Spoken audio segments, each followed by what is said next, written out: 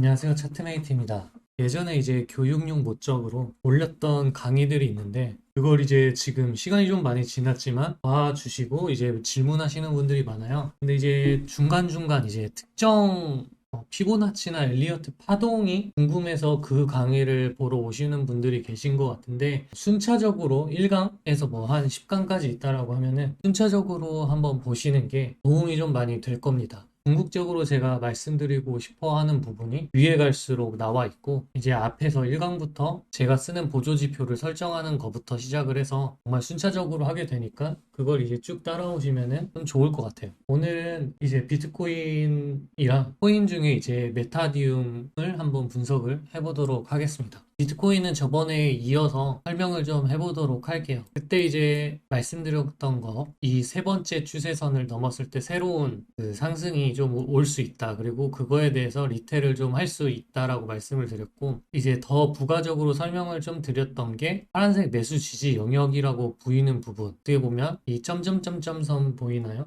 여기서 이제 추세 오는 거에 대한 이 추세선에 대한 지지를 받을 수 있는 그런 자리는 아마 테스트를 할 가능성이 높다. 그래서 이 5월 10일이 교차점이기 때문에 이때까지는 약간 좀 이쪽으로 달려가는 듯한 뭐 좀 더 그 5월 10일 전에도 분명히 올 수 있어요. 그러면 이걸 살짝 깨고 내려간다라고 얘기를 좀 드렸고, 이런 선에서 이제 지지를 받느냐 못 받느냐가 되게 좀 중요하다. 라고 말씀을 드렸던 것 같습니다. 날짜는 5월 10일 기준으로 한 35,000달러가 그 안에는 오지 않을까 이렇게 좀 생각을 하고 있어요. 뭐 여기가 깨진다고 하더라도 여기 과거에 있었던 지지를 받았던 부분이 뭐 한 번 더 지지 역할을 해주는 거는 당연히 반등은 좀 나오겠죠. 근데 그 반등이 다시 한번 이런 상승이 나올 수 있는 반등일까냐는 물음에서는 저는 조금 그렇게까지는 반등을 안 할 가능성이 훨씬 높을 수 있다라고 좀 생각을 합니다. 만약 2구역까지 떨어진다면 말이에요. 2구역까지 떨어진다라고 하는 거는 이런 추세선에서 한번 저항을 맞고 뚫더라도 다시 한번 빠지고, 이전에 있었던 크게 3파동짜리라고 계산을 했었던 1.618짜리가 33,700인데 이 5파동 값인 27,690에서 23,400, 여기는 좀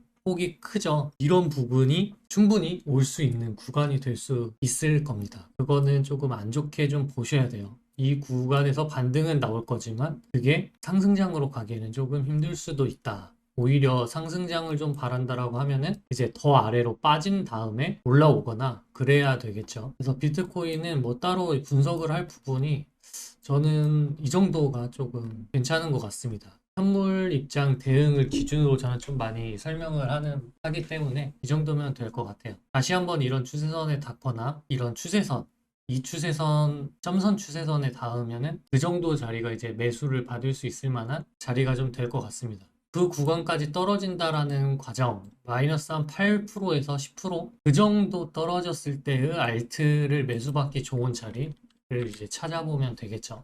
오늘은 추가적으로 분석할 만한 것 중에 이제 메타디움을 한번 분석을 해보도록 할게요. 4월 중에 뭐 호재가 있을 수 있고 거래소 상장이 된다 뭐 그런 말이 좀 있는데, 사실 그런 거를 보고 미리 사실 필요는 없다라고 좀 생각을 하지만, 또 그게 이제 오피셜이 좀 아니잖아요. 그 거래소가 1티어 상장에 대한, 저희가 아는 1티어는 바이낸스 아니면은 업비트 빗썸 이 정도인데, 업비트 빗썸은 이미 상장이 되었고 해외로 따지면 1티어라고 좀 생각할 수 있을 만한 부분은 바이낸스밖에 없습니다.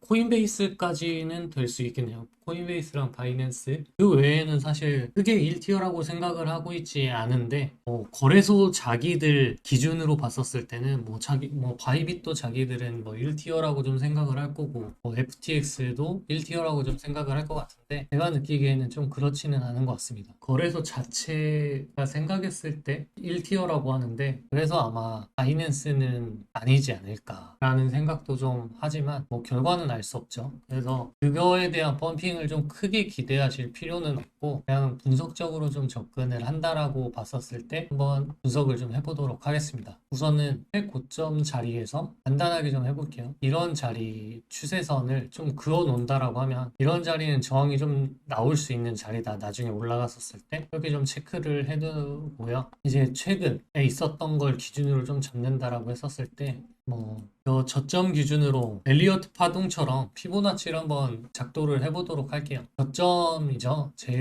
그 주변에서 가장 저점인 부분을 시작점으로 이제 0 값을 잡고, 엘리어트 파동은 1, 2, 3, 4, 5잖아요. 그래서 여기를 이제 1 값으로 좀 잡으면 여기가 이제 이 파동 값이 좀 되겠죠. 그래서 요거가 이제 상승을 한다라고 하면 첫 번째로는 1대1 값, 이 1자리까지 올 수 있고, 그 다음에 이제 1.618이 3파동의 목표값, 그 다음에 이제 2에서 2.272 이런 식으로 가면 5파동의 목표값이 되는데, 이 내용을 좀 모르신다라고 하면은 강의 내용을 좀 보시면 될 것 같습니다. 그걸 여기서 설명하면 또 너무 길어지기 때문에. 그래서 이제 여기서 좀 많이 물어보시는 분들이 좀 계셔요. 이제 이 1파동에서 나온 고점을 깨면은 엘리어트 파동이 깨지는 게 아니냐라고 좀 말씀을 하시는데, 교과서적 답변으로는 그럴 수 있지만 현실적으로는 좀 그렇지 않습니다. 이 값이 나왔던 이 자리가 깨지지 않는다라고 하면은 저는 파동이 살아있는 걸로 좀 봐요. 여기 확실하게 이 값이 깨지지 않으면 이거를 깼기 때문에 그 파동이 살아있지 않다라고 특정 지을 수도 없다라는 겁니다. 저는 그렇게 생각을 하고 있어요. 그래서 지금 이 1값이 깨졌지만 아직 그래도 5파동까지 올라갈 수 있는, 아직 파동이 좀 살아있을 수 있다라고 좀 생각을 할 수 있습니다. 물론 이제 3파동이 끝인 경우도 많아요. 이런 식으로 끝인 경우도 많아요. 하지만 그냥 설명을 좀 드린 겁니다. 이런 식으로 깨지면서도 5파동으로 갈 수 있다라는. 이제 이 1.618 자리가 매도 자리가 됐었을 거고, 다시 매수를 받는다라고 하면은 보통 이런 1자리에서 0.618 자리, 이런 자리에서 보통 매수를 다시 한번 받기도 합니다. 그러면 그 매수 타점을 좀 잡기 위해서 이제 3파동이 나왔다라고 치고, 여기서 이제 또 피보나치를 잡아보겠죠. 똑같이 이렇게 반대기 때문에 고점, 저점, 고점 이런 식으로 좀 잡아보면 1값에서 좀 반등이 나왔고, 이제 이 1값이 깨지면서 1.618까지 갈 가능성이 크다, 이렇게 좀 볼 수 있습니다. 그래서 실질적으로 매수를 받는다라고 하면은 지지저항 추세선으로 좀 봤었을 때도 이런 자리는 지금 계속 지지를 받았던 부분이죠. 이거랑 이 1.618이 겹치는 이 구간은 매수 자리가 됩니다. 이 1.618이 87.7원 정도 되는데, 여기서부터 여기 나왔던 꼬리 이런 구간 82.7원, 이 구간은 매수를 받을 수가 있고, 여기서 이제 반등이 좀 나올 가능성이 큰 자리입니다. 여기서 만약 매수를 받는다라고 하면, 만약에 그런 경우도 있어요. 이런 자리에서 반등이 좀 제대로 안 나오고 장대로 이제 그냥 꽂혀서 밑으로 마감이 되는 경우가 있는데, 그 다음날 반등이 이 구역을 다시 한번 터치를 합니다. 그렇게 심하게 예상외로 여기서 그냥 반등이 나올 거라고 좀 생각을 했는데, 그게 반등이 안 나오고 깨졌다, 그냥 깨졌다라고 하면은 저는 그 다음날 바로 본절의 매도를 좀 걸어 놓는 경향이 있어요. 그렇게 해서 이제 좀 더 올라가더라도 사실 신경을 안 쓰죠. 그렇게 좀 대응을 하시면서 하시면 될 것 같고, 거기가 깨지면 이제 이것도 이제 2에서 2.272 이 부분 안에서 과거에 있었던 반등이 나왔던 자리의 종가, 이런 구간을 다시 한번 이제 매수를 받을 구간으로, 이런 자리에서 다시 재매수를 받으시면 됩니다. 제가 봤었을 때는 딱 이 정도만 분석을 하셔도 현물 입장으로 어떤 잡주들을 골라가면서 매수를 한다라고 했었을 때 아주 적당한 분석이 좀 될 것 같아요. 그래서 만약 여기서 반등이 나온다라고 하면은 어디까지 좀 나올까? 사실 이게 3파동 끝으로 5파동이 없다라고 생각도 가정을 해야 되기 때문에, 이게 뭐 여기까지 와서 여기까지 좀 올라갈 거다, 정확히 좀 잡아본다라고 하면, 이제 여기서 반등이 나온다라고 하면은 이제 1자리가 157원, 결국에 이 자리가 매도 자리의 가장 이상적인 자리는 좀 될 거예요. 이 구간이 좀 될 것 같은데, 이 2자리랑 1자리랑 교집합, 교차되는 영역을 매도 자리로 좀 볼 것 같고, 여기 이제 행복회로입니다. 행복회로의 최고점 자리가 될 거라고 좀 말씀을 드리고, 뭐 그게 아니고 이제 중간 단계에서 이게 하락 파동의 진행이라고 좀 봤었을 때는, 저는 여기 고점을 좀 넘지 않을 수도 있을 것 같아요. 그래서 한 이 정도 여기서 받는다라고 하면은 이 20% 정도 되는 거 조금 이제 좀 본다라고 하면, 이 2평에 또 걸릴 수도 있기 때문에, 이 빨간색 2평에서 좀 걸릴 20일 2평이거든요. 그게 그 20일 2평 정도에서 저항이 좀 나올 수 있다라고 좀 볼 수 있을 것 같아요. 그래서 여기서 1차, 2차는 이제 여기를 좀 잡는다라고 치면, 너무 이렇게 두 개를 잡으면 이걸 차라리 영역으로 잡는다라고 하면 이런 자리가 1차적인 매도 구역이 될 거고, 이런 자리 같은 경우에는 이제 98원에서 105원, 98원이 아니고 99원에서 105원 사이가 1차 매도 구역이 좀 될 것 같고, 2차는 전 이런 장기 평에 걸리거나 여기 종가 자리였던 거, 이런 자리가 2차로 정도 익절할 수 있는 구간이 될 것 같습니다. 그리고 이제 최대로 많이 간다라고 하면 이런 자리, 아까 말했던 이 70%가 될 수 있을 것 같아요. 그래서 만약에 그런 뭐 거래소에 대한 이벤트가 어떻게 보면 상승의 이벤트의 하나라고 좀 봤을 때 그게 좀 약한 거래소라고 하면은 바이빗이라든지 뭐 FTX 뭐 이런 정도 급이다라고 하면 그냥 뭐 이 정도에서 끝나지 않을까. 잠깐 반짝 반등하고 결국에 다시 또 내려갈 확률이 좀 높을 것 같은데, 그런 식으로 좀 대응을 하고, 뭐 바이낸스면 당연히 이런 구역에서 70%까지도 올라가서 150원도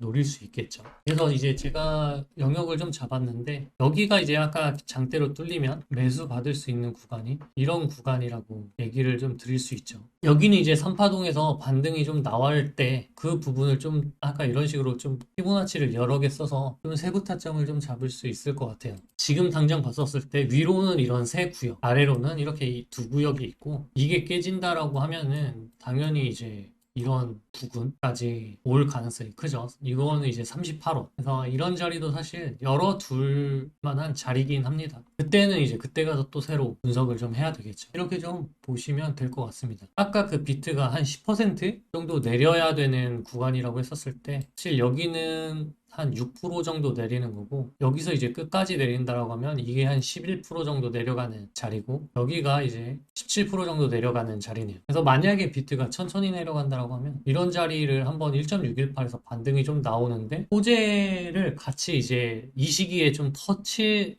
같이 호재가 나올 가능성이 좀 크다라고 좀 생각을 합니다. 그래서 여기서 이제 반등이 그 호재 좀 터져서 나오면 이런 구역 갔다가 다시 한번 내려가지고 77원을 좀 갈 수도 있는, 비트가 그렇게 내려간다라고 하면요, 이렇게 좀 볼 수 있을 것 같습니다. 근데 사실 비트가 아까는 설명을 좀 안 드렸는데, 비트로 메타디움 분석은 이렇게 좀 마치도록 하고 비트코인 한 번 더 볼게요. 아, 여기는 이제 안 보이는구나. 그러면 여기를 한번 볼게요. 여기를 좀 보시면은 이제 저는 세로형 모니터로 또 따로 보는 게 좀 있는데, 여기서는 이제 제가 과거에 이게 4시간 봉이거든요. 최근에 있었던 고점에서부터 이제 짧은 프레임에서 엘리어트 파동을 좀 하는 게 있어요. 012를 잡았을 때 1값이 이 구역이고, 이 1값에서 반등은 좀 나오지만 그 1값을 넘어서는 이제 뚫렸기 때문에 사실 1.618을 갈 가능성이 되게 크다고 생각을 합니다. 이 1.618에서도 반등이 제대로 안 나오면은 이 2값까지, 이 값이 그러니까 3파동의 값이 1.618인 것뿐만 아니라 이 2에서 멈추는 것도 있거든요. 2에서 2.272를 3파동으로 또 잡는 경우도 있어서 그런 자리가 에서 좀 반등이 나올 가능성이 큽니다. 이런 자리에서 반등이 좀 나오더라도 5파동을 또 한 번 이렇게 바닥을 찍고 올라가는 경우도 많아요. 이게 어떻게 보면 경험적으로 좀 아는 건데, 뭐 이 값을 살짝 도달하지 않았을 때 나중에 올라가더라도 다시 한번 이 값을 좀 도달해가지고 확실히 찍고 가는, 어떻게 보면은 하락이 끝인 거를 한 번 더 바닥을 확인하고 가는 그런 것들이 있는데, 이제 그 부분에서 여기가 이제 반등이 좀 나올 수 있었던 자리였다. 그래서 이번에도 사실 이